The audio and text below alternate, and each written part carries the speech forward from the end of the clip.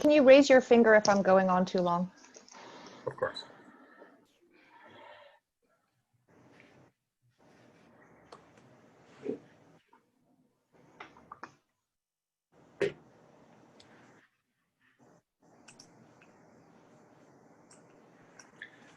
Okay, good afternoon, everyone. Welcome to the Political Forum.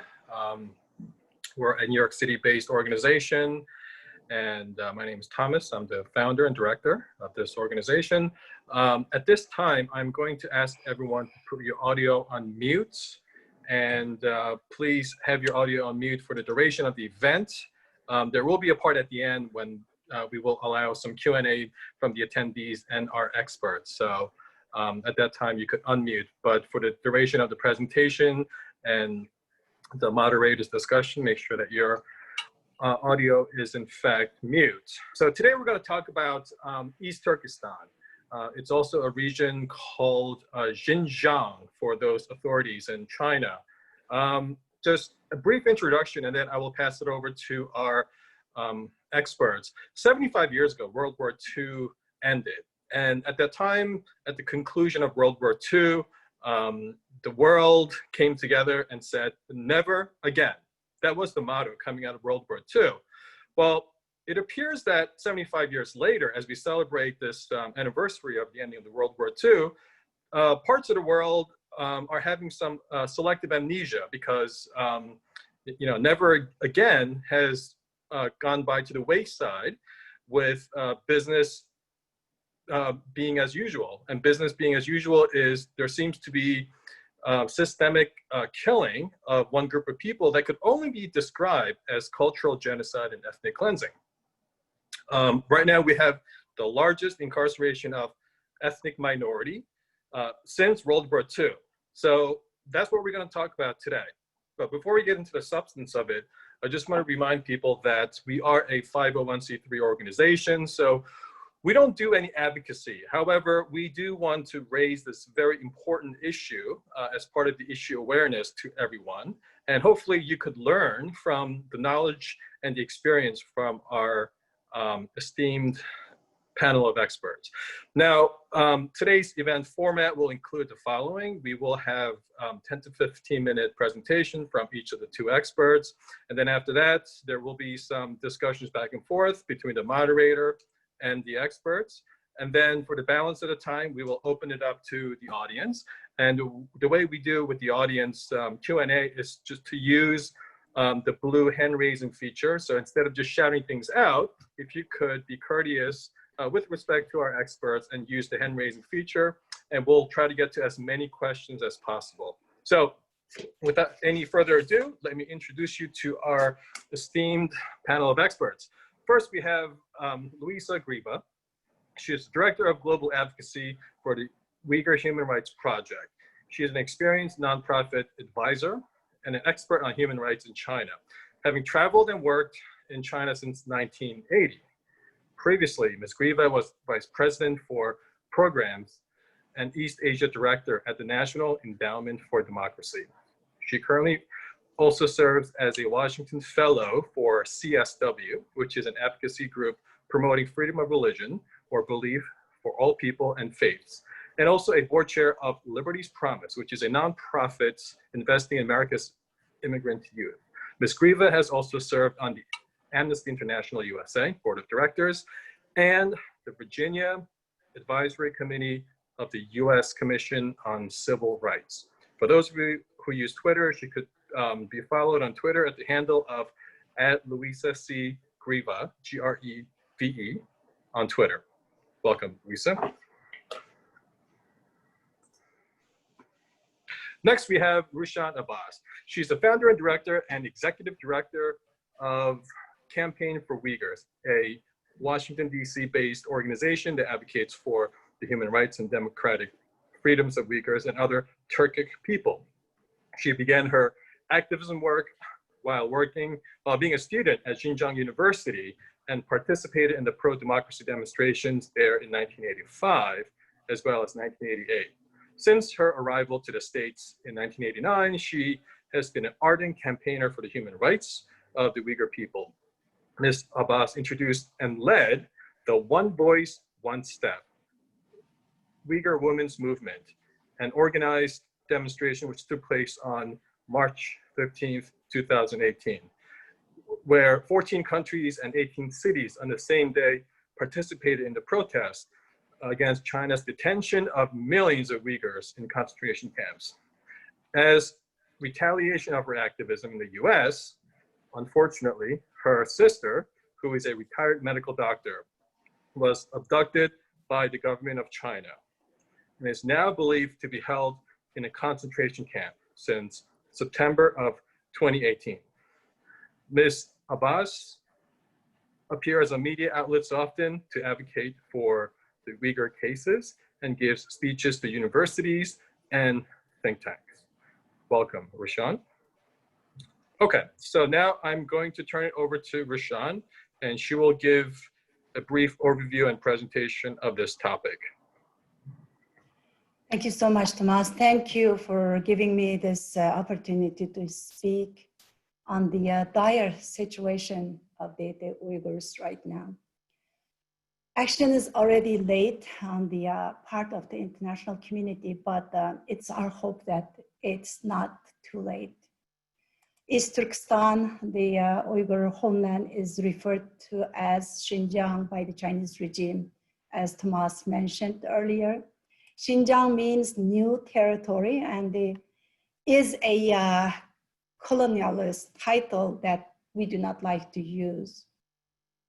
As we speak, in addition to the mounting crimes occurring there, due to China's genocidal policies and the digital authoritarianism, COVID-19 also has created another devastating catastrophe for the Uyghurs.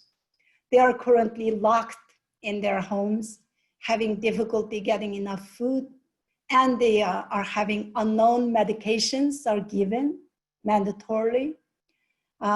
And we believe that vaccines are being tested on them as guinea pigs. The human Uyghurs are being used as like a testing animals. And this is life outside of the concentration camps. For those who are in these camps, now we believe more than 3 million, and who are being used as slaves in factories, millions more. Conditions are even more horrific. The Chinese regime is oppressing, and literally they are exterminating the Uyghur race. To give some background in our work as Campaign for Uyghurs, we founded the organization in 2017 when the situation in back home deteriorated rapidly. And since its inception, we have led the One Voice, One Step initiative, as Tomas mentioned, and which is a protest lasted globally in 18 cities around the world, and it lasted for 22 hours. And at that time, actually, the governments and the media were not reporting about 1 million Uyghurs. Back then, it was 1 million. The million Uyghurs being detained in the concentration camps, but we were not seeing much attention anywhere, not in the mainstream media, not in the newspapers or in the government and the entities. So with that protest, we led the camp issue, gained massive coverage by the media, and it came to the agenda for many government entities. But much of the attention has not carried forward into meaningful action, and the time is of the essence. We have been working around the globe and advocating in order to be a voice for those millions of voiceless and the defenseless Uyghurs back home. And we also place a particular emphasis on empowering the women and youth for activism while we are working with grassroots organizations. And we work with governments, think tanks, faith groups, and the universities, and talking on the panels, holding discussion sessions, and being very vocal on the social media and very active on the media. We also have worked with the US government and advocated for the Uyghur Human Rights Policy Act, which currently is a law, and they are also working closely on the Uyghur Forced Labor Prevention Act and bringing further sanctions against the Chinese officials. Just today, there was a letter released by Human Rights First, for which Campaign for Uyghurs was a co-signatory, that will be delivered to government officials in the US, UK, and Canada, that will ask for further integrative efforts regarding Magnitsky-like sanctions. More than 70 organizations signed this letter today. We're also involved in congressional working groups and the coalitions, as well as providing briefings to government bodies, not only in US and also in Europe and Australia, Canada, Australian and Canadian parliaments, on what legislative actions should be taken to address those crimes against humanity. Well, to speak about what's happening today to our people is that everything made the Uyghurs unique and made the Uyghurs special with their culture, ethnicity, religion, and the language are outlawed today by the Chinese regime and demonized. Uyghurs are now being viewed as this Chinese chauvinistic racist regime's problem. And China basically has taken steps to completely eradicate the Uyghur race in their version of the final solution. The crimes of the Chinese regime include concentration camps, forced marriage, mass rape, Orwellian-style surveillance police state, forced abortions, mandatory birth control, forced sterilizations, arrest, beating, torture, both physical and mental torture, child abductions. Over 500,000 Uyghur children are taken to government-run orphanages, brainwashing, intense indoctrinations, organ harvesting. The Uyghurs were subject to mandatory DNA testing 3-4 years ago. We did not know what was that for. And now we know that was for the organ harvesting. And also crematorias. Crematoria are being built next to those concentration camps for a culture that doesn't practice cremation. Last time the world saw crematorias and the concentration camps together, we all know what happened. The world cannot deny these atrocities anymore. What are we waiting on to act? China is basically waging a war on religion and Uyghurs' ethnicity. Chinese officials have stated openly, actually, to the media that Uyghurs' religion is a disease that needs to be cured for. A Chinese official who was filmed on the camera for the PBS Frontline documentary recently being released, China Undercover. I think that was in early spring, in April. On that documentary, he said that Uyghurs do not have human rights. Therefore, in their view, violating human rights isn't a concern. What's happening in East Turkestan is not a political issue. This is a human rights issue. If we examine the history of the Chinese Communist Party, we know that they are capable of those things. After the Urumqi massacre in July 2009, we saw how China twisted the narrative to deny that they had repeated the Tiananmen massacre. Since its founding, the CCP has murdered all who stood in its way. How many times must the Chinese regime show its true colors to the world to wake up? The time the Chinese regime lied about the very nature of these camps reveals the truth.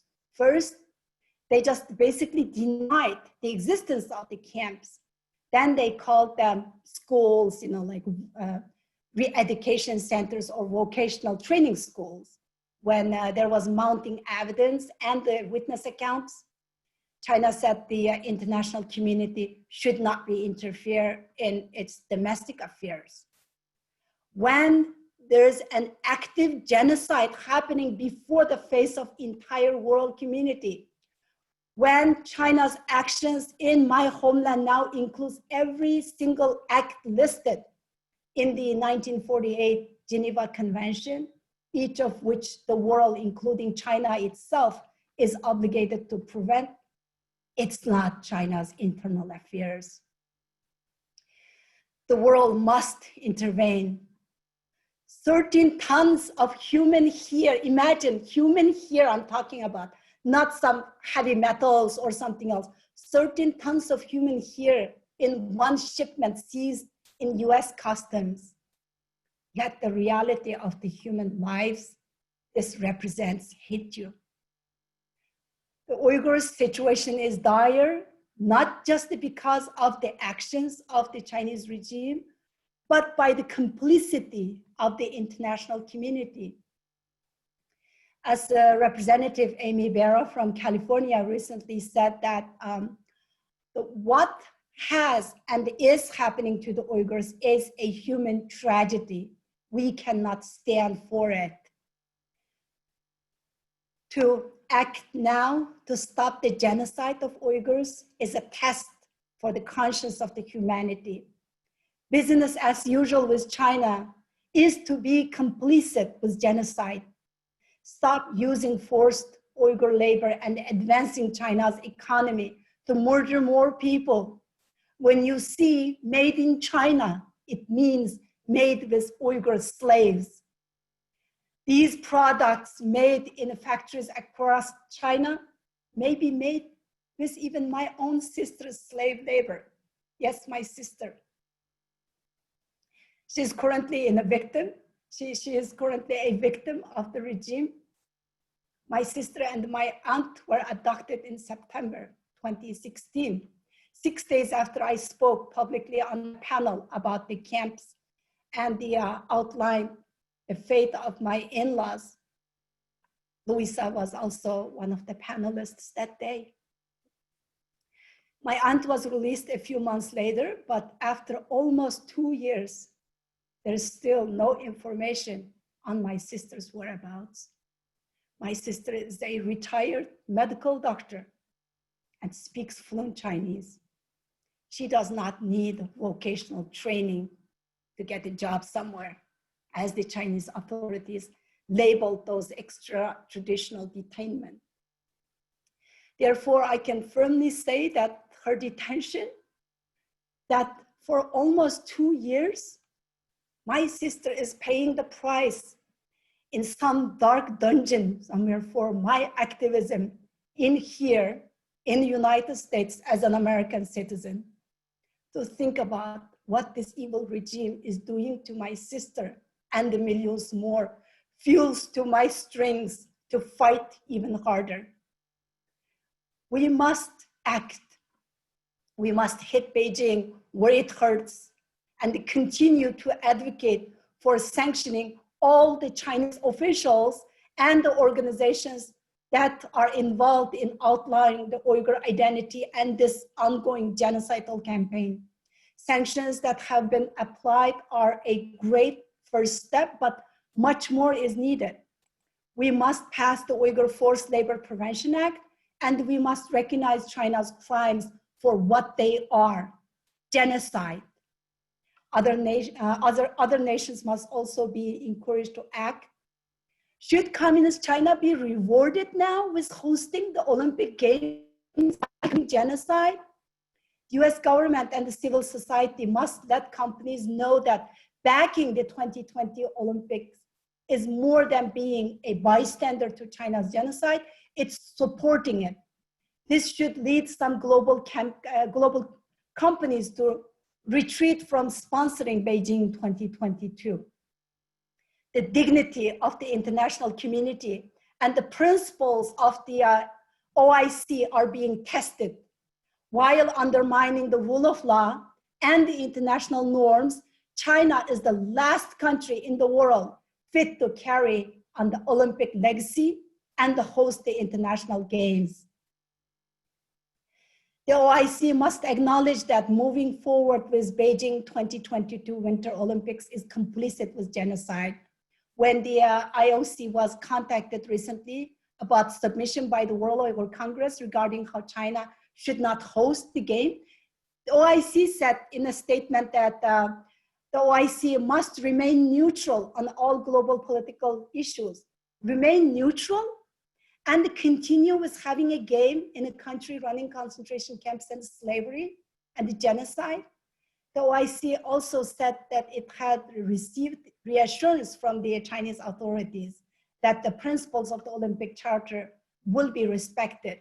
Should we believe the killer's testimony in spite of evidence against him? Sadly, we are going to see the repeat of the 1936 Munich Olympics when Nazi Germany was running Holocaust and Adolf Hitler announced the opening of the Olympic Games. The Uyghurs should be given an easier path for asylum and in the countries. Let me just speed up my speech here. With everything, you know, what China is doing and also bribing and the leveraging in the world, the Chinese regime is basically bribing and leveraging the politicians, decision makers, and media, and the influential scholars and the prominent businessmen. China is silencing and buying out the compliances of the UN and the World Health Organization. They have silenced the Hollywood. They have also silenced the NBA, and they have silenced the International Olympic Committee too, and the most of the major mainstream media as well. But they will not silence us. And those who remain neutral at this point have chosen a side, and it's certainly not the right side. It's time for righteous anger to carry us onward. The future of the humanity and the entire globe is at stake. Thank you. Okay, thank you, Rashan, for that impassioned introduction. Now I'm going to turn it over to our second expert, Luisa, and I believe you have some slides that you want to upload, correct? That's right. Okay. Let me make sure I get, I'm going to have to do it the old-fashioned way. Well, first you'll see what's on my screen, and then I'll pull up my PowerPoint. There we go. So, does that work well, Thomas? Yes. All right. So here are the faces that Rushan is speaking about. These actually are just happen to be intellectuals and entrepreneurs, including Rushan's sister. It's right here. So I wanted to emphasize something that Rushan said, which is that Uyghurs do not appreciate, I covered over where the map says Xinjiang. It's really respectful, and it's a way of helping Uyghurs with a decolonizing effort, not to call it Xinjiang. Of course, there are Xinjiang authorities, there is a Xinjiang government, but the Uyghurs don't feel that they live in Xinjiang. They live in the Uyghur region or their homeland of East Turkestan. So for those of you who are talking with your friends, call it the Uyghur homeland or the Uyghur region. And you know, we see the physical destruction of the religion, the built environment, the entire heritage and culture, traditions, and architecture. This is the same gate with all of the Islamic symbols removed. And you saw that here where the crescents appear, and here they do not. You see the addition of the communist flag over the house of worship, and you see the removal of Uyghur language, God is great, and instead you have motherland of the party. Aidang Aiguo. Just hearing that probably makes Rushan's ears just scream. So I'm very sorry about my internet. So mosques are closed. You have satellite imagery matched up to prove that this is the case. This is not fake news. We have photographic evidence of the outlawing of halal practice as extremist. It's extremist to practice halal, to observe halal as a Muslim. You have intense surveillance. This data surveillance form was published by the Wall Street Journal very early on, showing how there's incredibly detailed information collection, physical surveillance, electronic surveillance at the street level, very intimidating. Cars, homes have QR codes, cadres living in the homes of individuals, which Rushan referred to. And again, I wanted to wonder why this is not working as, and also political rallies. All right, so intense indoctrination. This photo is an official having a ceremony to open a mass detention camp. So for everyone who's concerned that there's something fishy about the information, this is something the Chinese government itself put up on its social media.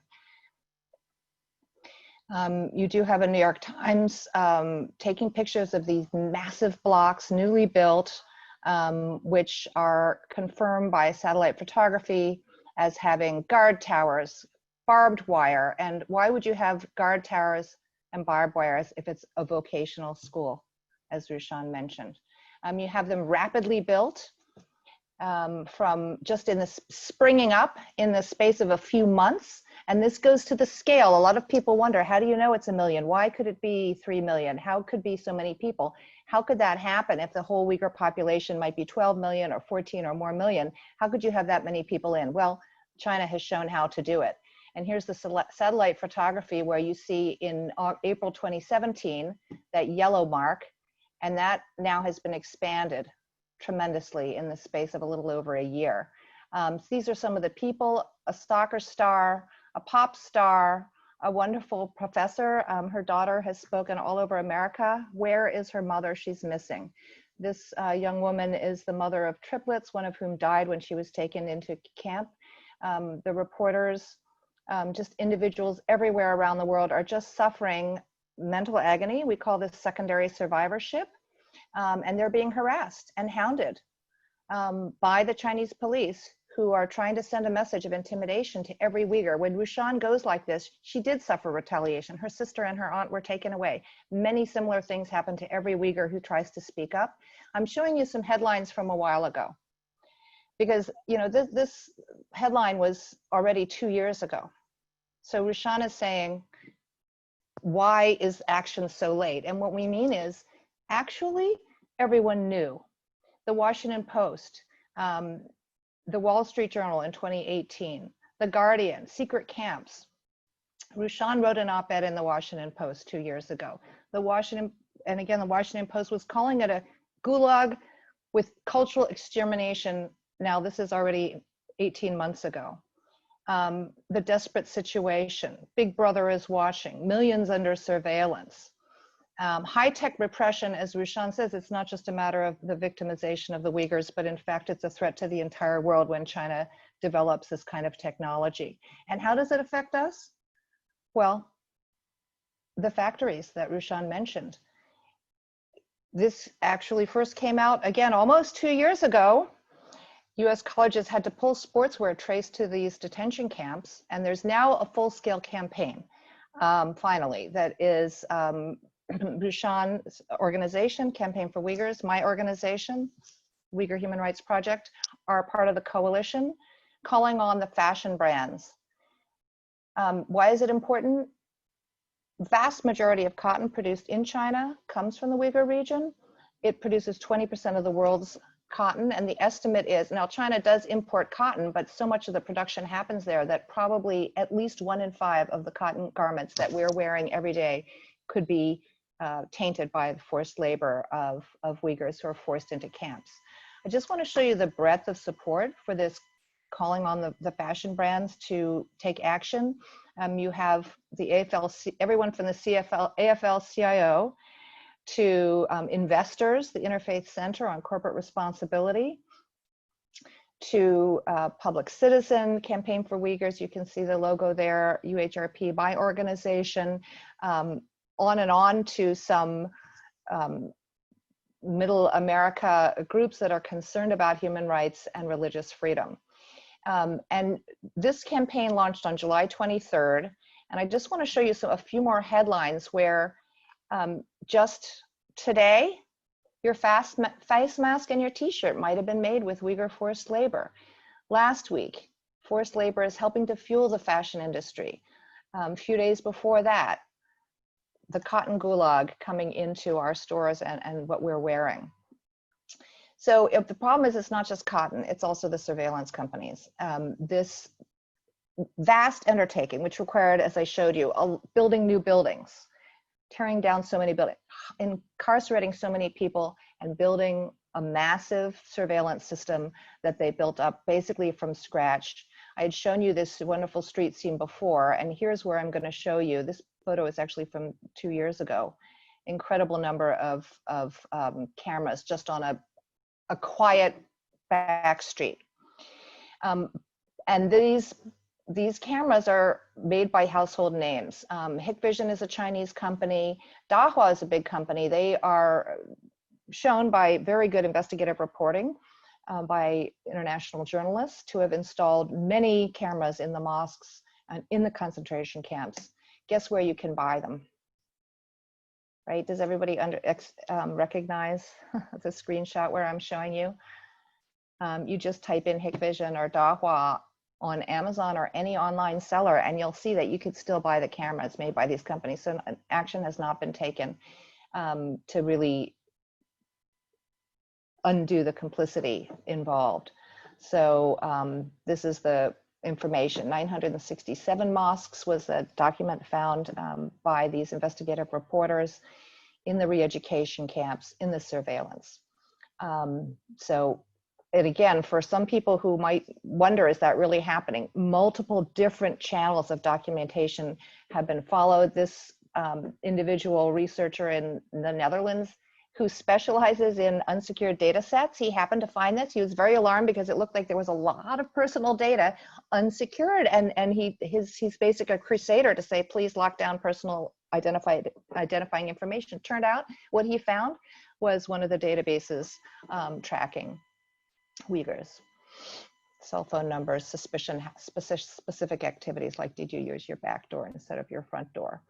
And so but in a particular, there's been, of course, this attempt to, there has been an attempt to really, what we might say, decapitate the Uyghur society and take away the intellectuals. And again, Rushan's sister, who's a doctor, but on this picture alone, you have imams, you have students, you have journal editors, and entrepreneurs. So I want to say something about the messaging. So you may have seen in the invitation, this is a report that my organization just issued last month. The contrast between what the government is saying, the happiest Muslims in the world, and what's really happening that Rushan has testified to is what we're trying to highlight. So why can there be such a gap? First of all, extreme secrecy. Secret orders to ramp up the camps, and then additional secret orders ordering secrecy. In some cases, we've seen evidence that the officials involved in setting up the system could face 3 years in prison if they leak information. So they can go to prison. The prisoners will go to, the prison guards will go to prison if they leak the information. And phone contact was cut off. Every single Uyghur in the world, whether it's, Rushan, her niece, her nephew, cannot call their relatives without putting them in danger. Then, however, China was confronted finally in August 2018 at the UN by, we can be proud to say, an American lawyer who serves on the UN Commission on the Elimination of All Forms of Racial Discrimination, someone who's best known for her anti-apartheid work.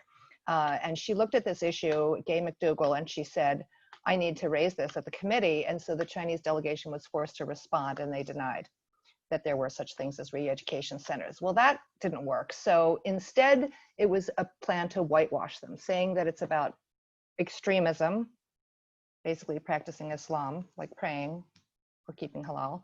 Then there was a turn in July of last year, just about a year ago. The officials said, oh, well, people have graduated from these training programs. And then the horror emerged that what was clear is the government was systematically putting people into factories for fast work. And then now there's a propaganda blitz to tell a different story. So I want to just go ahead and give you some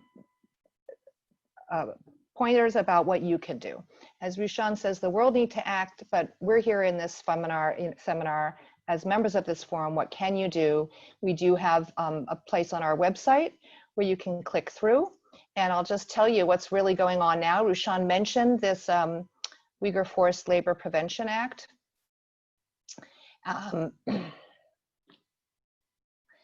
We're actually having lobby days right now. So honestly, if you go onto the uhrp.org website and you literally click right here where I'm pointing, you can join us for some lobby days to try to get more members of Congress. It's only 37 members of Congress who are co-sponsoring it in the House.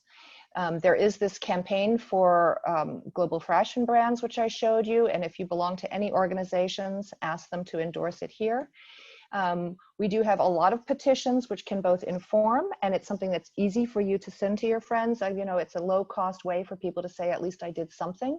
You know, Rushan and I are friends with Rahima here, who lives in London, and as well as the Olympics campaign that Rushan mentioned. I mentioned Rahila Dawood, the professor who's missing, and even oil funds and pension funds are investing in the tech companies. So these are some action items that you can take, and you can remember the people who need your help. Thanks. Okay, thank you, Louisa, for your presentation. Now we're going to move on to the second segment where I get to ask some questions to both of our experts. So I'll start it off with a question to Rushan.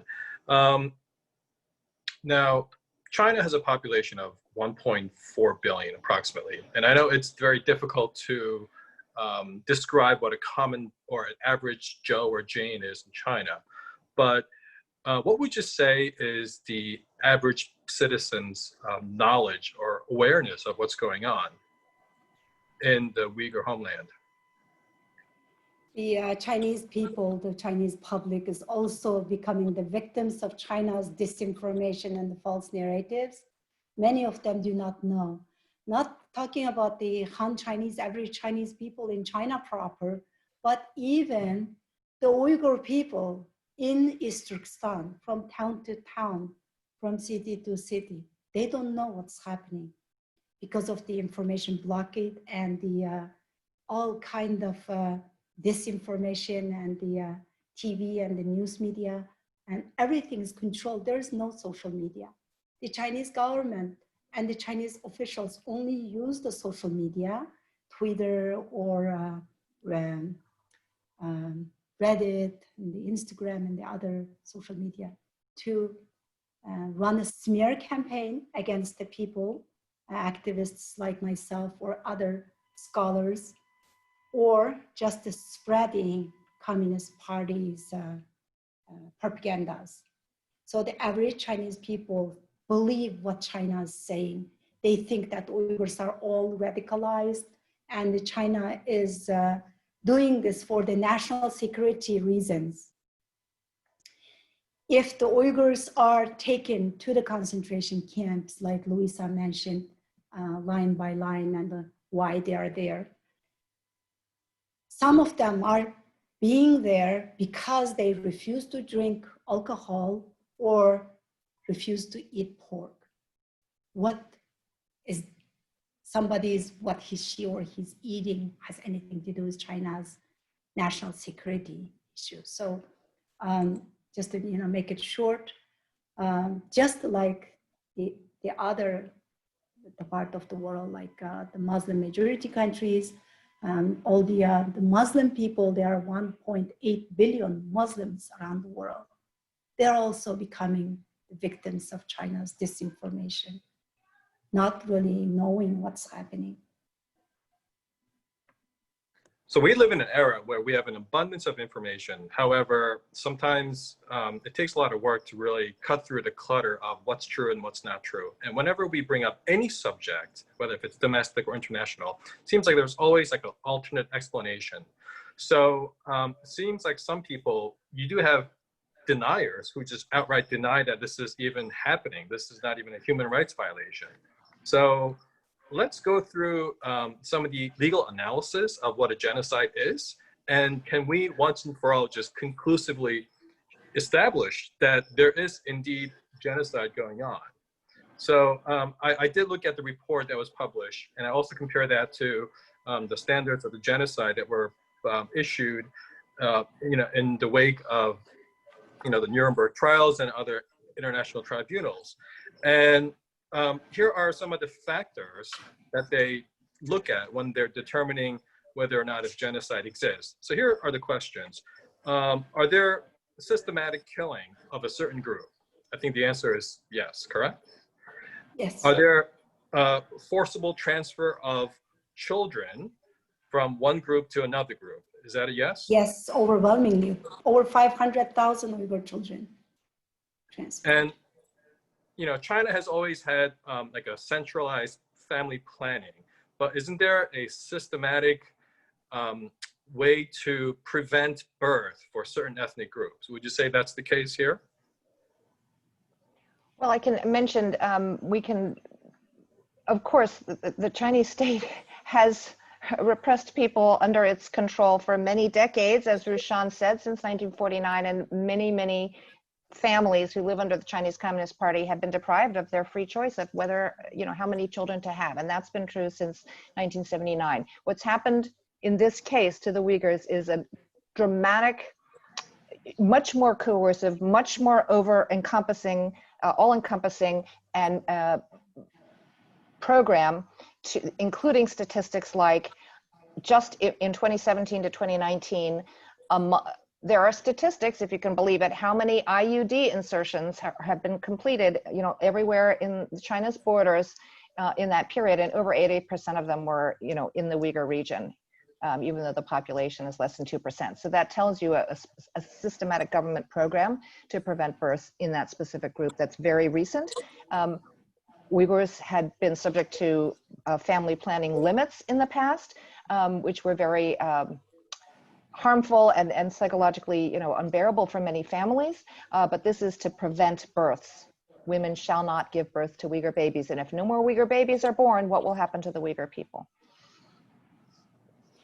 Exactly, and just to add to that, the Uyghur girls are forced to marry Han Chinese because of this birth control policies the Chinese government had last 40-some years. They did not allow the female babies to be born, and because of the Chinese culture, the men carry the family names, and the females are usually looked down at. And now they've got like a racial problem, male and female racial problem. The Uyghur women are being solution for those, forced to marry Han Chinese, and they cannot say no. If they say no for such a forced marriage, they will be sent to concentration camps. And they are being labeled as Islamic extremists, did not want to marry non-Muslim Han Chinese. So if you cannot choose who you want to marry, or who you cannot refuse to marry, what is that? Uyghur women facing mass rape in the sham of marriage. And also, that is preventing the Uyghur girls or Uyghur mothers giving a birth to Uyghur babies. So now you had mentioned that there's an imbalance of ratio of men to women. Is there data that suggests that because of the one-child policy of China that resulted in disproportionate number of men versus women? Yes. Yeah.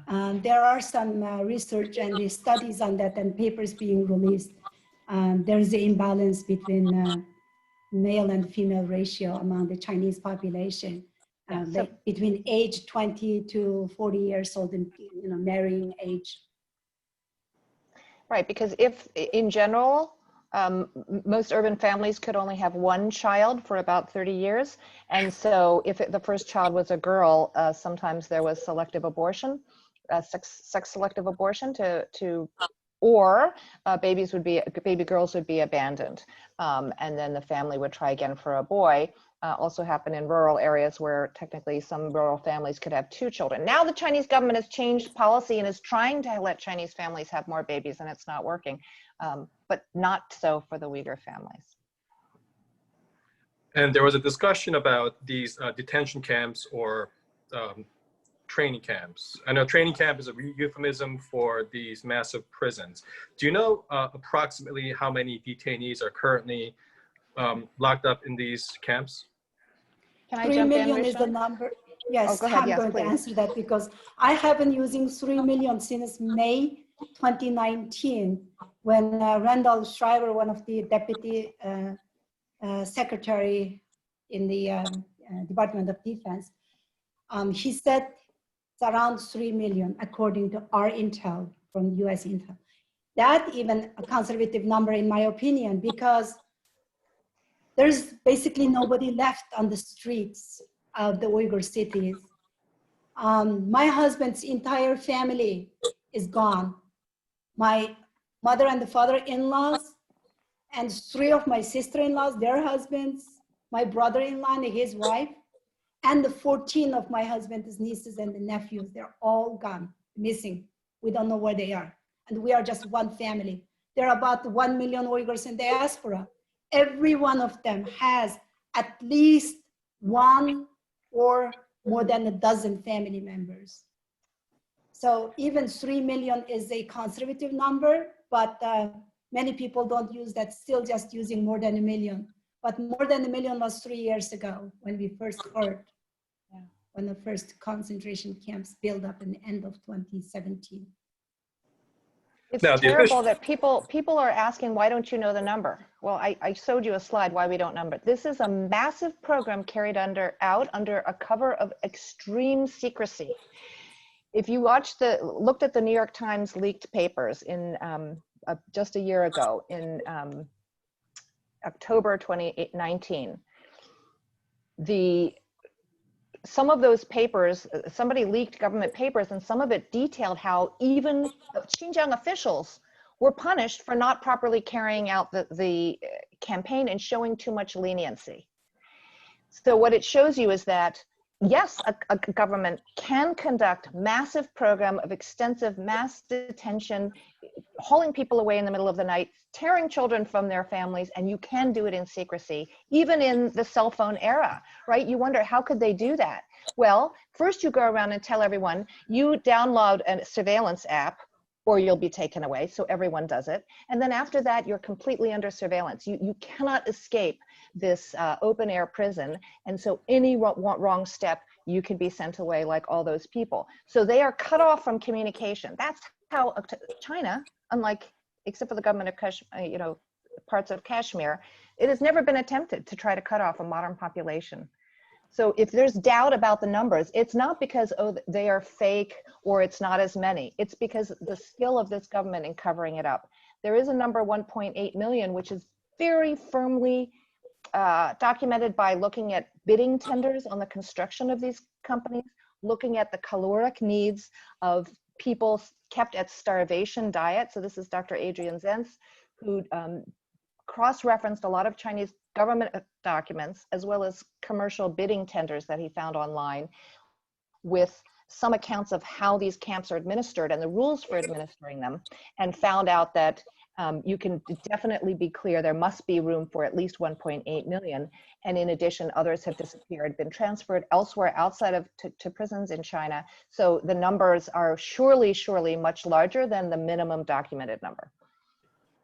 And what is life like in these internment camps? Because I think the official government statement is that, look, we're giving these people training, they're learning Mandarin because that's going to make them more employable or marketable with their talents. Obviously, that's kind of euphemism, and there's something more nefarious going on.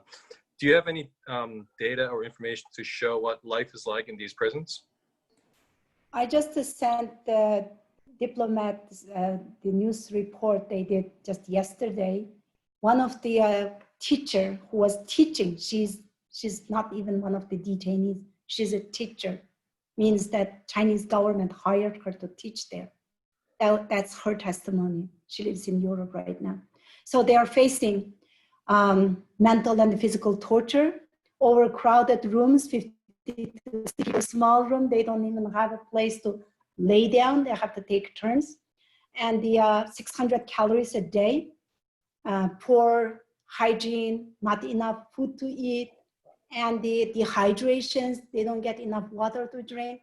Many people are dying either inside of the camps or shortly after they are being released. One of my professors from the university that I attended, Abdikarim Rahman, He's 80 years old, but he was known last time, was taken to the concentration camps. Today we got his death news. He passed away. We don't know if he passed away in the camp or if he passed away shortly after being released. Like my other friend from the university, Waris Abu Bakr, he was detained for 1 year, being released in November 2019. He died 2 weeks later. So basically the situation, condition of the camp is so bad, you go in healthy and then you come out half dead or you die in there. That's why those crematorias are being built next to it. And it seems like there's also some kind of like a social engineering for young children. Do you know what type of detention they are subject to?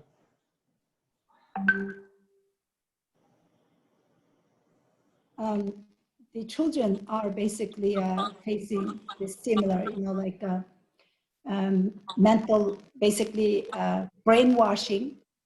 They are being raised with the Communist Party ideologies, and they forsaking their ethnic identity, their language, and their religion. They are subject to all kinds of like physical abuse too. And we are hearing that the kids, well, there are some video releases actually from TikTok or other like social media, the WeChat or some. And what breaks my heart is I have a daughter, and there's a video of like 7, 8 years old young girl standing there, and then this pervert looking Chinese guy holding and touching her and looking at her and with that smiley face to the camera. Imagine that. If he's doing that to the camera, what's happening behind the cameras? What's happening in those government facilities that those kids are being abducted and being held at? So they are actually facing the most horrible situation. So, I cannot emphasize enough of China must stop now. Otherwise, just look at us, look at Uyghur people, look at what's happening to the Uyghurs today. Look at those Uyghur children and imagine what kind of world we are leaving behind us to our grandchildren and next generation. China is basically undermining everything we have worked so hard in the past 100 years, past 50 years.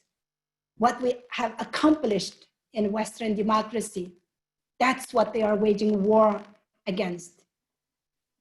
They are waging war on religion, on freedom, on Western democracy, and they have a vision of what they are doing in our homeland to Uyghur people as the future to this world. So speaking of war on religion, I know in Luisa's presentation, there was a slide showing one of the places of worship being decimated, but it seems like, with CCP, they're uniformly against any established religion, whether if it's Falun Gong, Christians, or Muslims for that matter. So it seems like they're just uniformly against established religion. Wouldn't you say, the treatment of Muslims are no different than any other persons who follow established religion? Well, yes. Any kind of original thought is a threat to communist ideologies. And they are openly announcing to the world that they are going to rewrite the Bible and the Holy Quran make it compatible with the communist atheist ideology. How in the world Christianity or Bible or Islam, any kind of religion for that matter, can be compatible with communist atheist ideology? So yes, they are not just waging war on Islam, but they are waging war on all religion. But they have not put 3 million Christianities or other religious people in the concentration camps yet. They are not waging mass killing against those people yet. It's going to come. If we don't speak now, if we don't unplug that bloodline of this monster, of this fascist regime, they are going to face the same thing, the other religious groups. So Vatican needs to speak. And the the Organization for Islamic Organization needs to speak up, because this is not just Uyghurs' issue anymore. This is about Islam as well. This is about all religion. This is about human dignity. This is about humanity. This is about conscience of the world. So speaking of the conscience of the world, I know organ harvesting is one of the major black market commodities in China. Can you comment on how rampant that is in Uyghur people's homeland? Let me just tell you something. I have a son that's special needed in the wheelchair. So before, when I used to travel to China, my last trip is 2005, I used to get so frustrated because even their biggest international airports did not even have a special dedicated lane for people in a wheelchair. You go through the regular lanes. It's so frustrating. China established special dedicated lanes for those who's transporting human organs in Kashgar. Imagine that. Kashgar is majority of the Uyghurs populated area. Where those human bodies come from? In our religion, we don't donate our bodies even after we die. They are transporting hearts and lungs, human bodies. They don't grow on the trees, Maybe somebody can donate a kidney, but if you take somebody's heart or lungs, after the COVID-19 breakup in Wuhan, there were some news reports that they did double lung transplants within 24 hours of locating the double lungs. How? Anybody who knows the medical field, they understand how difficult it is to match the human organs. And also, as Louisa mentioned earlier, Chinese government is actually running propaganda videos to Muslim majority countries, to Muslim people in Arabic, advertising halal organs. And again, they don't grow on the trees. And that brings me to the geopolitics of this, which is you would think there would be more outrage coming from the Arabic world. However, it seems like the Arabic world, especially Saudi Arabia, they're perfectly okay with this. In fact, I think I've seen some statements coming from MBS defending China's actions. So can you reconcile that, apparent hypocrisy coming from the Arabic world? Well, I don't believe that they don't know what's happening, but then again, when they bring up, China is feeding them with their lies. The Chinese government or Xi Jinping, he's not going to say that I am building concentration camps or I'm putting those the Uyghurs just because they are Muslim. They say that those are radicalized Muslims, or I am trying to find them jobs or teach them Chinese so I can help with unemployment. But all these are happening because of the Belt and Road Initiative that put our homeland, East Turkestan, in the epicenter of Xi Jinping's signature project for the global domination. Because of Belt and Road Initiative's power, and also manipulation in United Nations as the second largest donor, and the debt trap diplomacy, and the trade threats, China is basically able to strong arm the world, becoming the power, strong arm the world. So that's why they are able to make most of the Muslim majority countries or other countries signing up for the Belt and Road Initiative, and they basically buying their silence. That's why signing up for Belt and Road Initiative is also complicit in genocide, actually, supporting the genocide. And aside from the Belt and Road Initiative, I know CCP is very interested in trying to secure as much natural resources.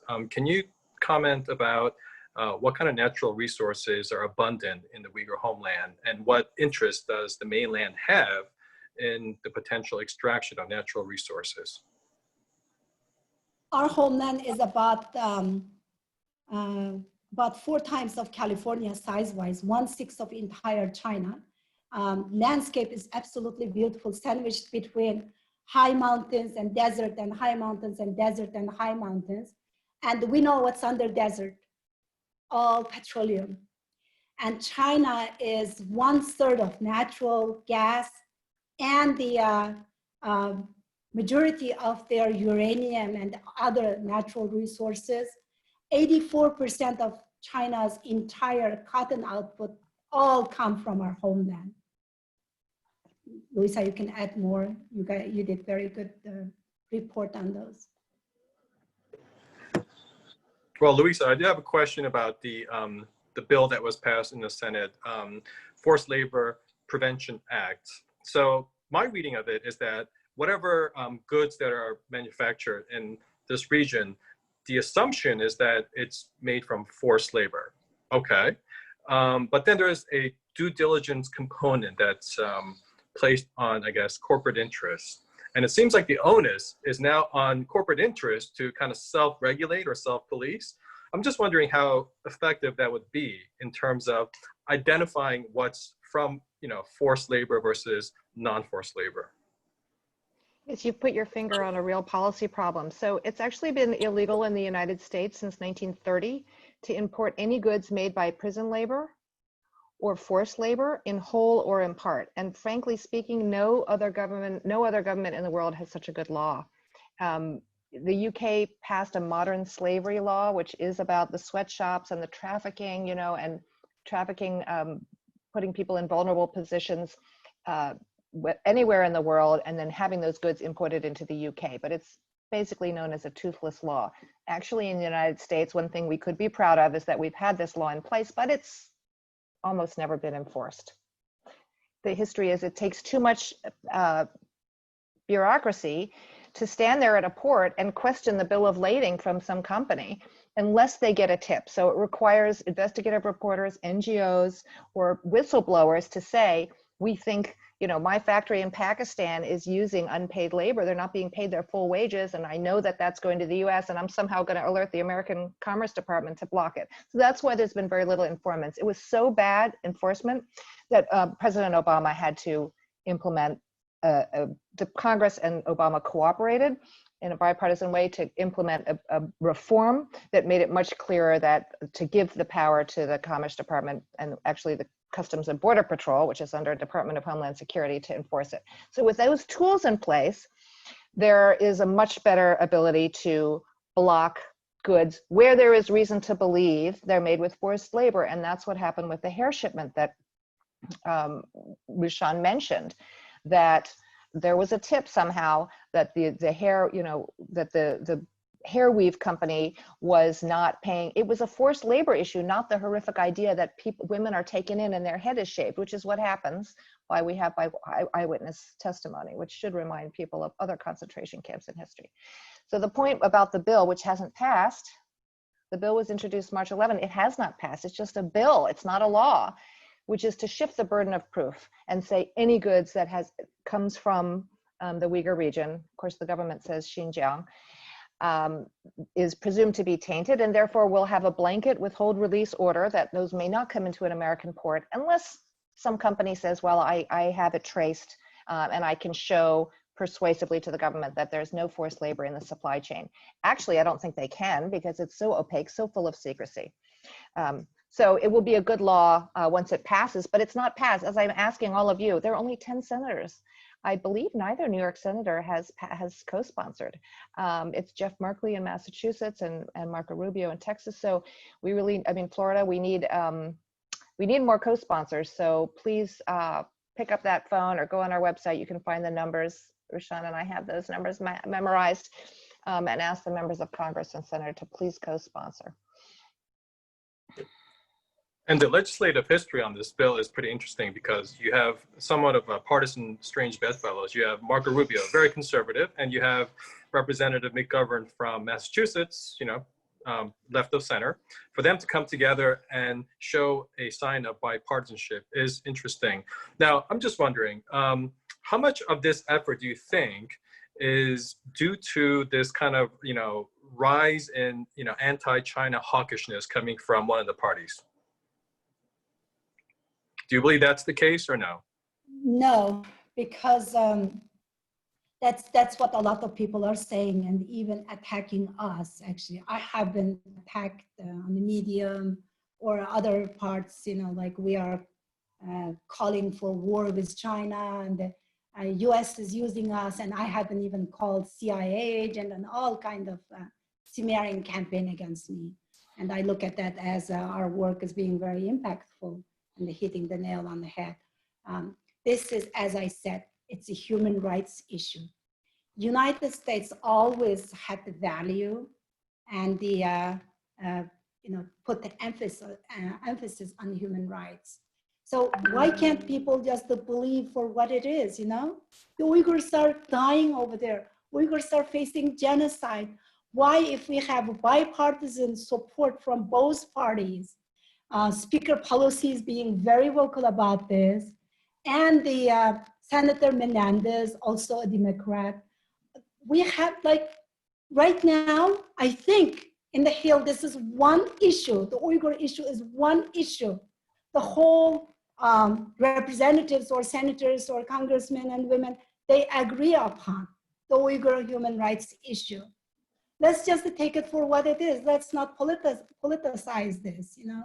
A lot of people are looking at this as because of China's rising power, and this is trying to stop China, and the US has different interests. No, it's all about for those people who care for the human dignity and they save Uyghur lives. What about the geopolitics again?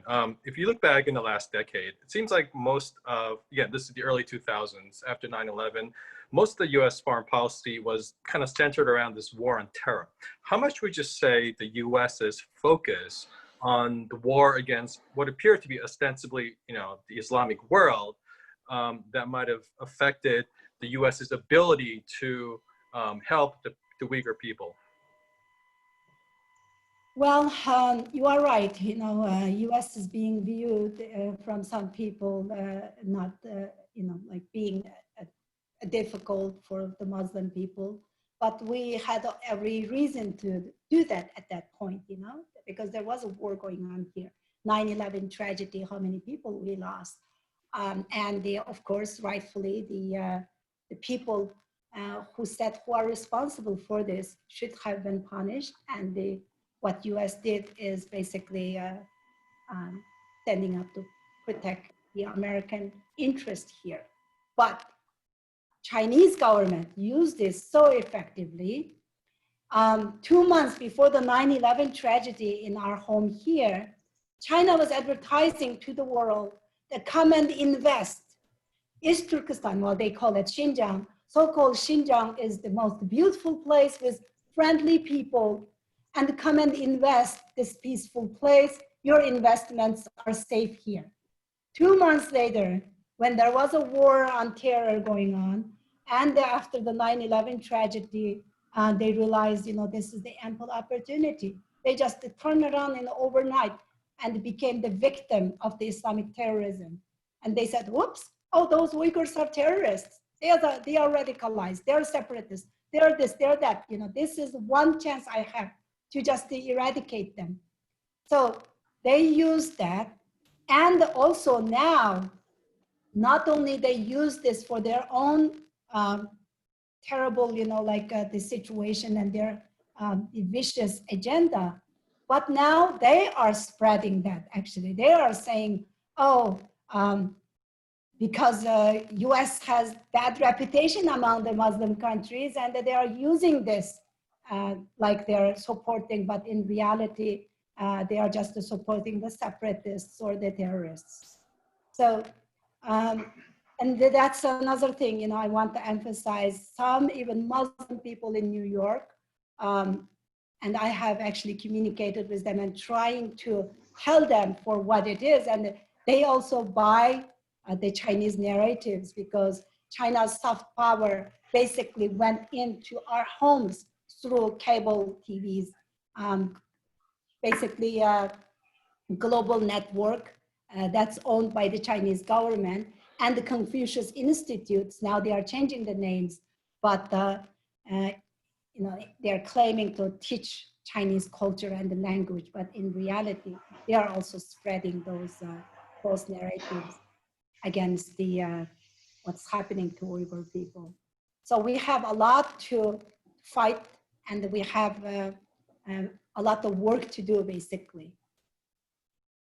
to educate people. And Okay, Luisa, do you want to add anything to that?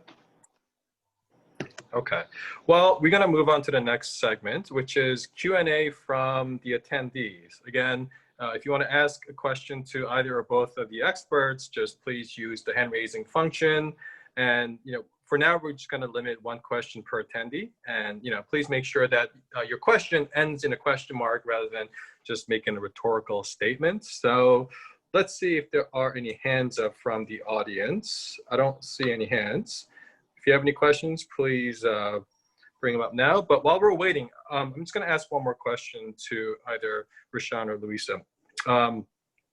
Here's the question. I have a lot of friends who are, Chinese American, and they say, look, this is, China's domestic affairs. I mean, stay out of it. I mean, China doesn't tell the US what to do with, its domestic relations. Why does the world need to step in?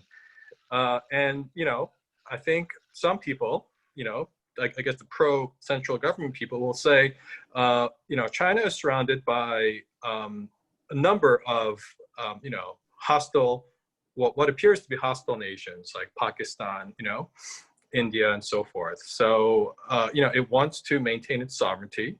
And the best way to maintain a sovereignty is to have a buffer between these states. And, Uyghur people's homeland is part of the buffer. So, do you think that's a convincing argument whenever they bring up this national security and domestic stability?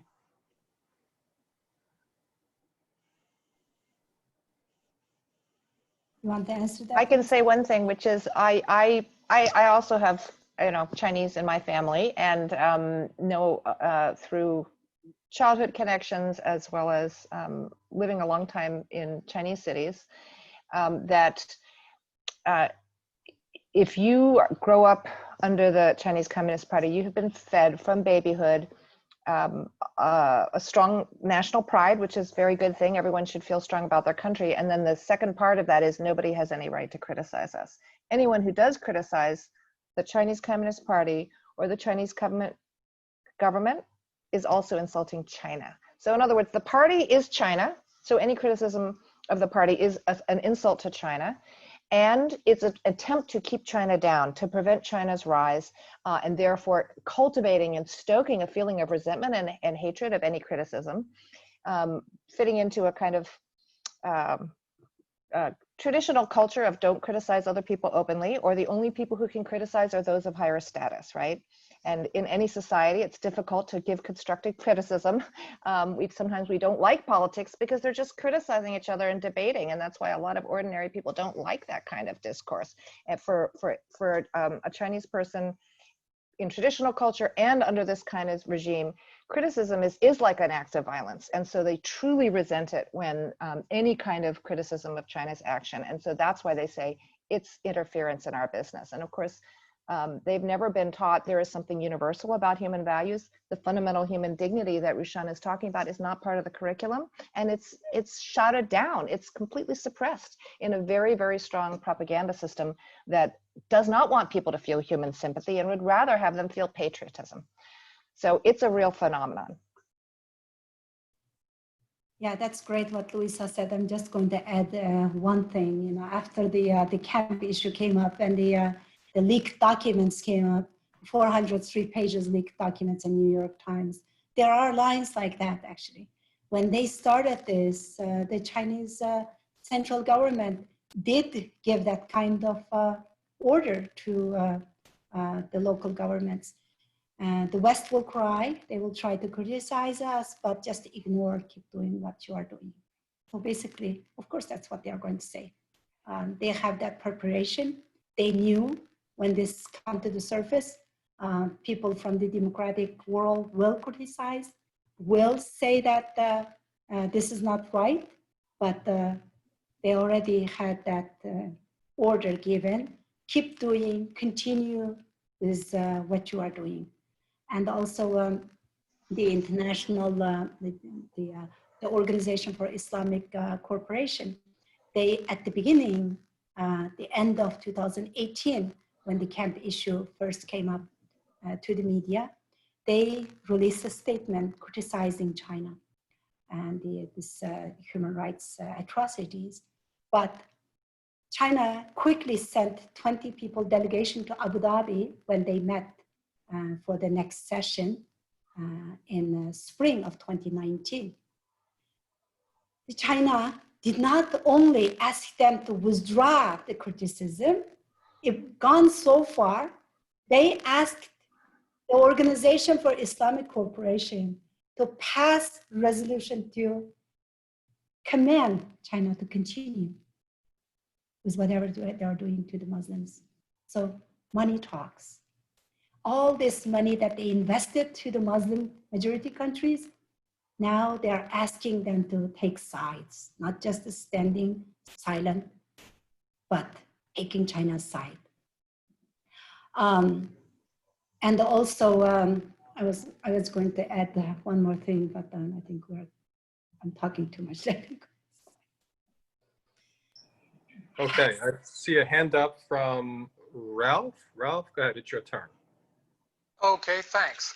I have a question on the one-child policy. I think it was mentioned that from 1979 until recently, China had a one-child policy, and that was fairly strictly applied in the cities. In rural areas, I think as was mentioned, if the first child is a girl, they're allowed to have a second. My understanding was that in the minority areas, people were generally allowed to have 2 children. Was this true in the Uyghur area, and has this changed? You mentioned some of the population control among Uyghurs. How does this relate to the limited number of children? Thanks. Well, you are right. When your population, when a country has a population of over 1.5 billion people, they try to control their population by saying that they can only have 1 child. If the first child is a woman, a female, then you can have 1 more child. But compared to 1.5 billion Han Chinese, the Uyghur population is, according to Uyghur census, it's about 20 million, but according to the Chinese government census, it's about 12 million. And we own 1/6 of entire China, the land that the Uyghurs are in. Yet, they are now not only continuing to do the 2-child policy like they did all these years, but now the Uyghur women cannot have babies. That's it, period. They are given unknown medications and the birth control, methods, forced to sterilize the women. So basically, now the policy is not allowing Uyghur babies to be born anymore. And to go back to the Chinese one-child policy or having 2 babies, if you look at any country, not just United States or North America, but even in Europe, if they have adopted babies from China, they're all females. There is no male babies were put down to adoption. So that's what I'm saying about the ratio among the Han Chinese population. Male and the female ratio messed up since 1979. And the Uyghur women are being a solution for that. Okay, thank you for that. Do we have any other questions from the attendees? I don't see any hands up, so I guess I'll ask. I see one is in the chat. The change of course after 9/11 and the trigger in the last 5 years. Did we already address that? So RP asked, why is it that this dramatic escalation? And it's good to be clear on that. So there were increasing problems where the Chinese government realized that it was not creating peace and stability. It was not creating a loyal Uyghur population, whether it tried to have economic growth as a way to make Uyghurs more happy with living under a repressive government, or whether it was some so-called preferential policies like, okay, they can have one more child than the Han family, right? If a Han family can have one, maybe the Uyghurs can have two, and that should, therefore you should be happy because all of a sudden you can have two children as opposed to actual personal free choice. And so the policies weren't working, and there was a trigger, which was in 2009, Rishan already mentioned, a very large peaceful movement in July 5th, 2009, which was responding to some atrocities happening to Uyghur workers in a factory in southern China. And this government's response was heavy-handed and violent.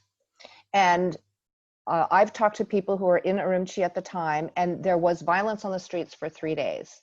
And from the Uyghurs' point of view, that was mostly because the government brought vigilantes and handed out stanchions and basically said, this is our chance to help demonize the Uyghur people and say they're killers, they're dangerous. And so I talked to someone who had just come home. She's Uyghur. She came home and she was in a hotel actually because she was on her way to go to her hometown, and she saw bloodied bodies on the streets. And there was a terrible violent street level problem, and there was continued wave of violence in the following days, including sweeping up, we do believe, thousands of young men, anybody who was on the street, and some people inside. SWAT teams would come in, haul away any teenage boy they found. So they were all hauled away, but the government did not think that it had solved the problem yet. So then policymakers, intellectuals in Beijing, I mean, it's just horrifying, decided we have to find another solution. And so there was a securitization in 2013, 2014. So that's the middle period. And then we're going to fast forward to 2017, when the government and Xi Jinping himself said, I have no more patience. We can't, I forget what was the phrase. We must strike first.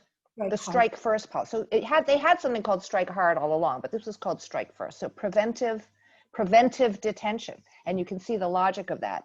This population is suspect.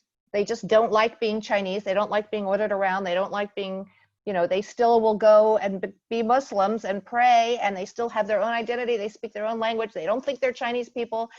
And we will always have problems unless we transform them. So we will strike first. And that was announced in 2014, 15, and then really started being implemented in 2017. So it's a policy change. It really is. And so therefore, you can't say sometimes these atrocities are wartime atrocities, right? We're so fatigued with atrocities. We see what's happening to the people of Yemen, the people in northern Iraq, all the people in Syria. This is really terrible. It is a result of a violent clash among fighting forces. That's not true in China. This is a decision from the top by the Chinese government, and if they wanted to turn it around tomorrow, they could. This is one reason why we're just so agitated that the blame is not being laid at the door of those who are committing this crime. That's great, Louisa. I just want to add one more point to that.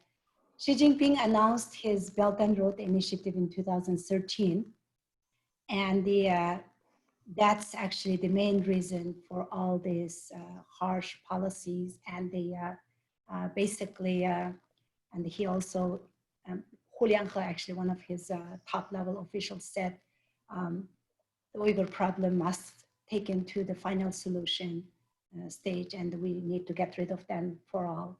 So the Belt and Road Initiative, 4 legs from the Belt and Road Initiative, including the one goes down to Pakistan, the CPEC, China-Pakistan Economic Corridor, and then all the legs to Central Asia, to Europe and Africa, and to Turkey and the Middle East.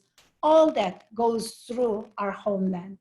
So basically, East Turkestan became the epicenter, and Xi Jinping looked at the Uyghur homeland is basically, and the Uyghur people there, assimilation of the Uyghurs, or the Uyghurs completely losing their ethnic identity and religion, is basically the main fact for the failure and the success of his signature project. the Belt and Road Initiative. So basically, combination of the New Silk Road, which is the Belt and Road Initiative, and the Chinese nationalistic, chauvinistic racism, and the combination with the high tech is what brought the destruction in our homeland and started this genocide. So what would you say to the government's response, which is something along the lines of, look, in the last 30 years, they have substantially raised the standard of living, and they brought in investment, they brought in more schools, and people are just living better than they did decades ago. So part of raising the standard of living is to modernize the country and to integrate all the people within its borders. Do you find that to be objectionable or untrue? That's untrue. The most people who got the jobs are the Han Chinese, the Chinese settlers. They got the best land, and they got the most the jobs being created, and also just the. I think I'm just blanking out here. Basically, what the Uyghur people are seeing, the policies are taking the Uyghurs from their homeland, destructing their lives, and sending them to China proper in the word, in the labels of unemployment, finding them jobs, and then they are bringing all these Han Chinese and giving them the preferential jobs and the homes and the lands. So the Uyghurs are used to living in that land for like at least a couple of thousand years. Kashgar is known for the heart of the ancient Silk Road and the prominent center for civilization for at least 2,000 years. So they want to stay in their homeland. And when the government is forcing them to move out of their homeland, and while bringing the criminals and the Chinese settlers. When I was at the university, one of the protests in 1985, that I was one of the co-organizers.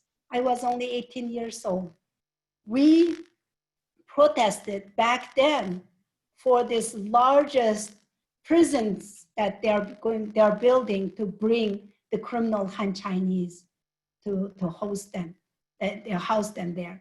And then they were breaking the prisons and then coming out, killing people. There are all kinds of criminal cases were rising up. So we did the protest back then for the nuclear testing, which was only being tested in our homeland. And there are all kinds of mysterious diseases coming up from the radiations. And also the brutal, the birth control policy and not caring for women after they're having, third child aborted when the baby's almost being born in 7 or 8 months old, basically killing the babies. And also, as I mentioned, the assimilatory policies toward the Uyghurs. So that was back in the 80s, and it only got worse. It never got better, it only got worse. And let's talk about the history a little bit, just for the benefit of all the attendees. We like to kind of look at, the big picture about, what the Uyghur homeland was like in the past and how it, became, I believe the word Xinjiang means new territory. So that suggests it has some kind of a colonial naming behind it. So can you talk a little bit about what the old homeland was like and how it became under the purview of the CCP? Chinese occupation, ever since the 1949, the Chinese occupation, China has been using different labels to persecute Uyghur people. During the 50s, it was under the label of nationalists, and the 60s, during the Great Cultural Revolution, it was under the label of counter-revolutionaries. And then 70s, when I was growing up, 79 till 89, 10 years period was, we call it golden period in East Turkestan. That's when we had a little bit of freedom. The Uyghurs have beautiful culture and the, like a long history, as I mentioned earlier. And we started to get familiar with what our ancestors have created. Like China claims this 4 big creations, like making paper and the making like a gunpowder, like a powder for the ammunition. But the Uyghurs created long before that. The paper is like 80 years prior to China's paper. So we started to get familiar with our history.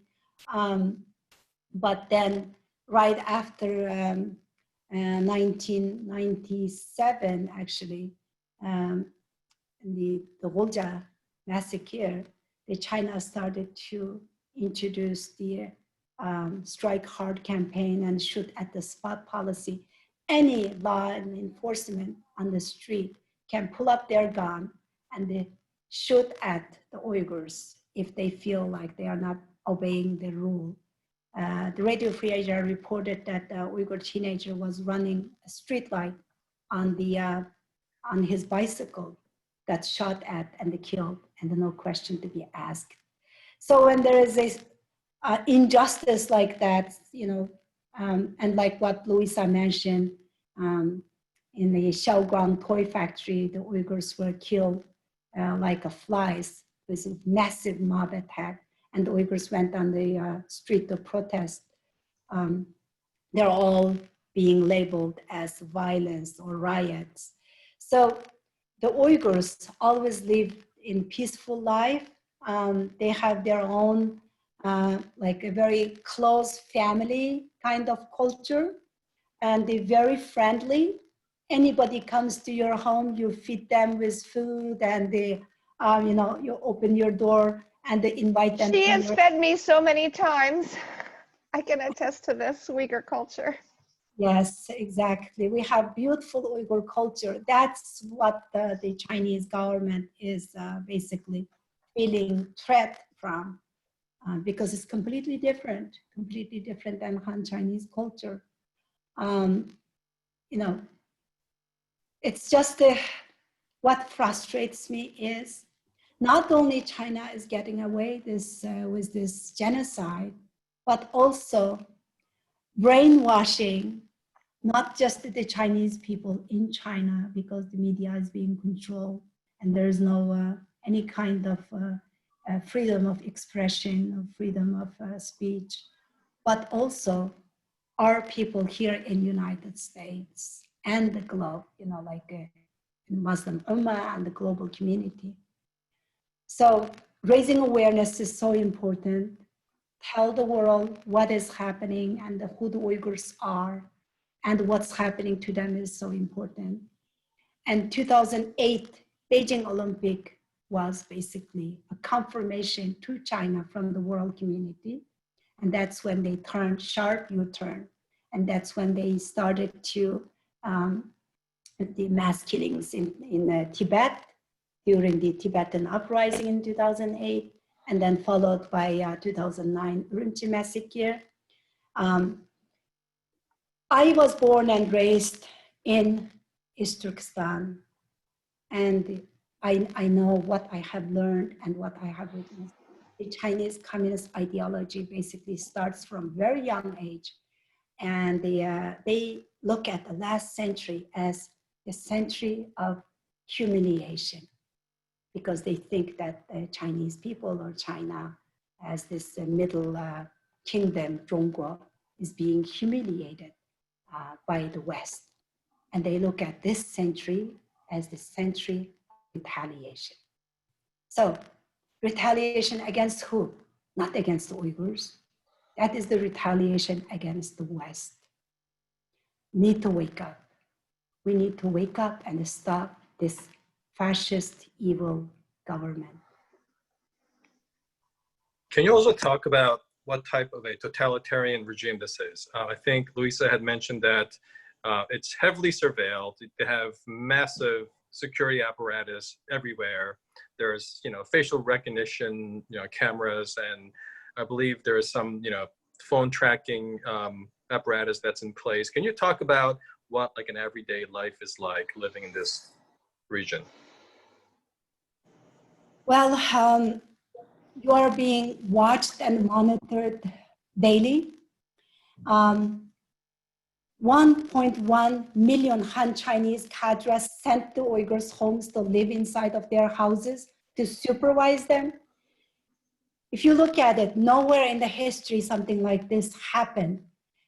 Doesn't matter how a government oppressed its people, but they had their own little private sphere. They could go home and cry, or be left alone in their own homes. But the Uyghurs are not. Uyghurs are basically even just living in very basic the basic practice of religion or your own ethnic identity. That's crime. Even saying salam alaikum, that is the most peaceful way of greeting each other. Salam alaikum means peace be with you. If you say another Uyghur, peace be with you, that's your crime. That you can go to concentration camps for saying that. And also, your children are taken away from you. And even your marriage is not decided by yourself. So the government is not only undermining the rule of law and the basically taking away any kind of basic living rights. I'm not talking about human rights, but just basic, like your breathing rights even. Not just taking those away, but they are running everything for you. So some people, compare China and the United States. Yes, no country is perfect. United States has its own faults, but at least we can criticize this government. We can go out and we can protest and we can speak, we can write. But in China, not just talking, not alone doing any kind of protest, and it did happen years ago and all met with massacre, but even your thoughts, even you think about it, even if you look at somebody without smiley face and show that you are happy, that you are in trouble. So what Luisa mentioned, the happy families, all these propagandas, the videos of the girls are getting married and for the video they are smiling, they're all dressed up nicely and they look like they are happy. No, they have to smile. They cannot even cry. Even their tears are being controlled. Even their emotions on the face are being controlled. So the people who have read George Orwell's 1984, that is like a drop on the ocean, like tip of the iceberg. That surveillance system and the control and all that, combined with Chinese government's suppression and the killing and the genocide right now against the Uyghur people, all the genocide actions are taken place. So just imagine what kind of dark dungeon that Uyghurs are living. Not the 3 million people in the camps, just the people in the, like regular people like you and me, even them living in the complete darkness, like in a prison, everyday lives. If you were to return to China, would you feel that your personal safety would be threatened? Yeah, definitely.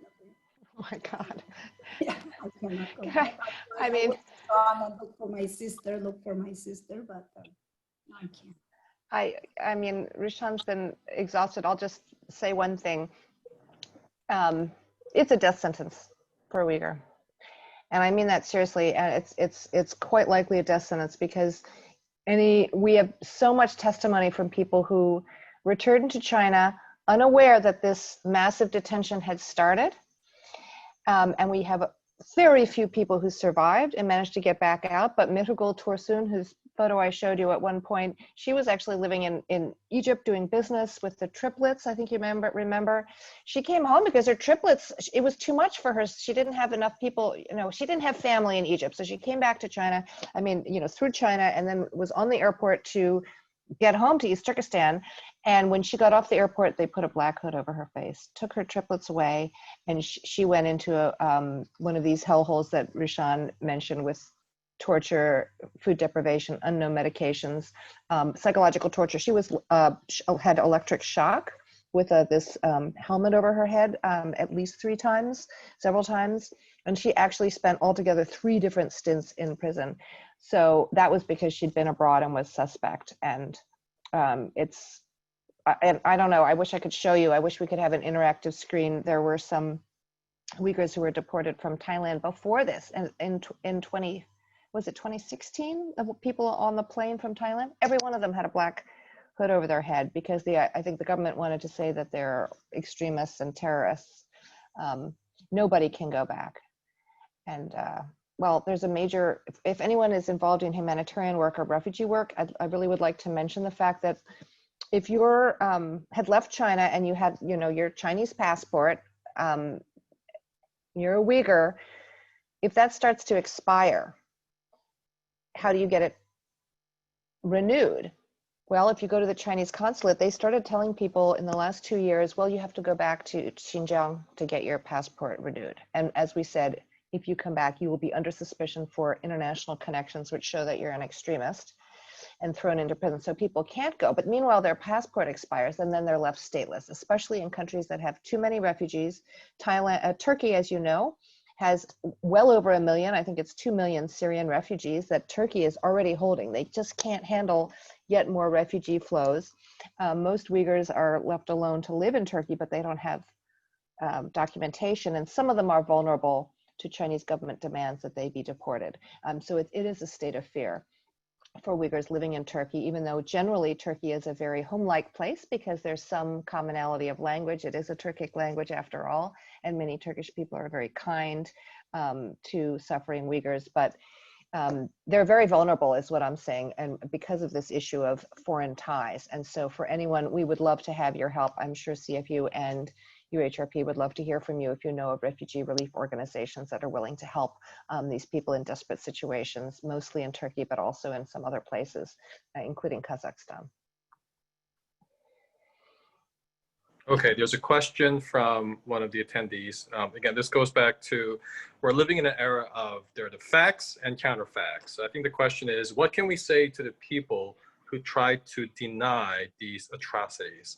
So I guess the question is kind of like asking, well, for those who are not aware of what's going on, or they're just, outright skeptics, would you say, is there any kind of like authoritative, like a documentary, a report perhaps from, your organization, something that would be very convincing or persuasive that this is a real tragedy happening on our watch right now? Okay, I'm going to draw something for you, and I think you guys will all remember it, hopefully. While This happened in I'm just going to quickly mention something. Yes. There are 3 sets of Chinese government's own leaked documents. Those are not activists saying something or Uyghurs or somebody saying. Those are Chinese government's documents, hard evidence. Go ahead, Louisa. Is that backwards? It looks backwards to me. No, it's fine. We can read Okay. it. Google. Yes. Thank you. Now, you will find, if you do this, you will find some of the Xinjiang denialists out there. But if you dig, you will find the leaked Chinese government documents. You will find the satellite photos that I took a few pictures of and you will find a lot of testimonies.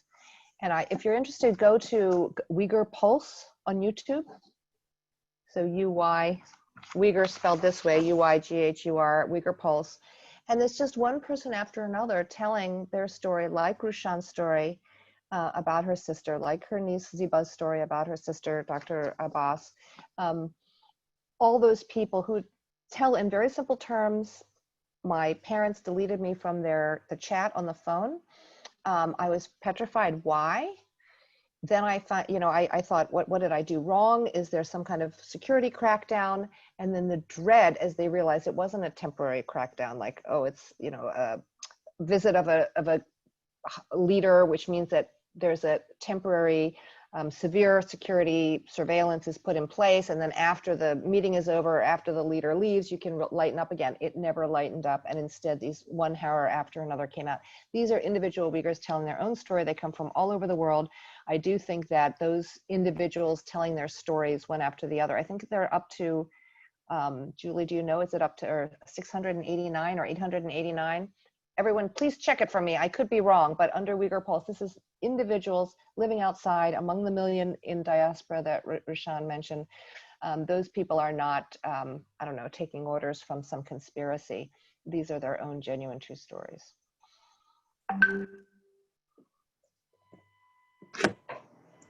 Rushan, do you want to add anything else to that? I just wanted to, again, emphasize that the Chinese government's leaked documents states, the Karkash documents, the third one that the UHRP did the report, they actually talk about what kind of people were taken to concentration camps. And there are also reports from the Chinese media, actually, that some of the neighborhoods were filling quotas to be taken to the concentration camps. So as Louisa said, Google Uyghurs, just look at our website, campaignforuyghurs.org and the uhrp.org. We have a lot of reports and the press releases and the information. And also we have a website, YouTube channel, campaignforuyghurs.org YouTube channel. We have some of those witnesses' testimonies, looking for their mothers, fathers, relatives, and also some of the short documentaries. Some of the journalists did excellent work covering, and there are some brave journalists went in there as like visitors, and they had some hidden cameras. So just a look for websites and our YouTube channels. You will get a lot of information. Okay, thank you for that. So we have a few minutes left. Any final thoughts before we wrap it up? Well, I guess why don't we start off with this. Louisa, where can they find the work that you do for UHRP? Yes, uhrp.org. And I've been putting a lot of links in the chat, but uhrp.org, and we'll cross-promote each other, campaignforuyghurs.org. And again, I also put in the chat the names of other, reporting. Now, if you don't believe any Western media, fine, but if it's BBC and PBS and German magazines and The Economist and Vice News and Vox and Mother Jones and The Nation, you will find that there is a really broad political spectrum of brave journalists who have actually risked their own safety to go and report in the Uyghur region or talk to survivors and relatives like Rushan. So, if you really think it's all a conspiracy, there's not much to say, but if you look at the broad spectrum of reporting, you'll find it. And then actually UHRP's website does have a collection of that, so you can scroll back. Usually we just post 4 or 5 news stories per day from all of the best analysis, and so please do a visit. And our organization, Campaign for Uyghurs, recently compiled a report about its genocide. There's each act on the 1948 Geneva Convention's genocide convention. So please go to campaignforuyghurs.org, look for information. And also there is a documentary being made recently. We should be have it finished in like the next month, end of next month or so, In Search of My Sister. A film director from Canada. He followed me around for over a year now, all of my activities here in the globe. And he interviewed activists and scholars and the politicians. It's being very informative. It should be ready to release that by end of next month. We look for it. If you just search that In Search of My Sister, you see the trailer. Oh, Julie just sent to the chat. You just click on it. That's the trailer of it. And please share the information. We cannot emphasize enough of sharing the information and the shedding a light on this, because the Chinese government is counting on people not saying anything, not taking action, and only believing their propaganda. So it is so important to fight against that. Thank you. Thank you. And I'll be sure to post both of your respective organizational websites on our page so people could follow you. And I guess just before we wrap it up, I'll just start off with the same question or same point that I had raised at the intro, which is, again, after World War II, the world said never again. And here we are, 75 years later. In fact, this year marks the 75th anniversary of the end of World War II. And I think based on what we had talked about tonight, there is definitely enough proof to show that there's some kind of systemic detention and systemic killing and ethnic genocide going on. So I guess the question you want to ask yourself is, the future generations will ask you, what were you doing at the time while this was going on your watch? And I think if your answer is a non-answer, then I think that's a moral failing.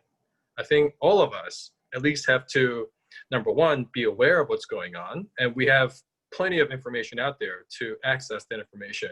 And number two, I think we do have some responsibility because, look, we're all part of this consumer chain. One point or another, we are consuming goods that are manufactured all over the world. So for us to say we're not complicit, I think that's just a moral failing. So, hopefully, with the reports that were mentioned tonight and, other various sources out there, we could look into this further and, let's think, long and hard about where we sit here today in the US and how our action could also impact what's going on for those people in East Turkestan. So just on a programming note, our next panel forum will be next Saturday. And believe it or not, there's another humanitarian crisis going on right now, and this is in Myanmar. There's also what appears to be another systemic killing of certain ethnic minorities, namely the Rohingya Muslims. So we're gonna bring on some experts to talk about that and talk about the current state of affairs. So that'll be another interesting panel forum. The date is tentative, but I think it'll be next Saturday. So hopefully all of you could join. Other than that, thank you once again, Louisa. Thank you, Rashan.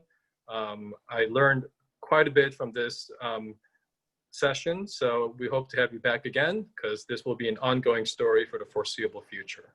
Thanks again. Thank you. Thanks, everyone. Take care. Have a good night.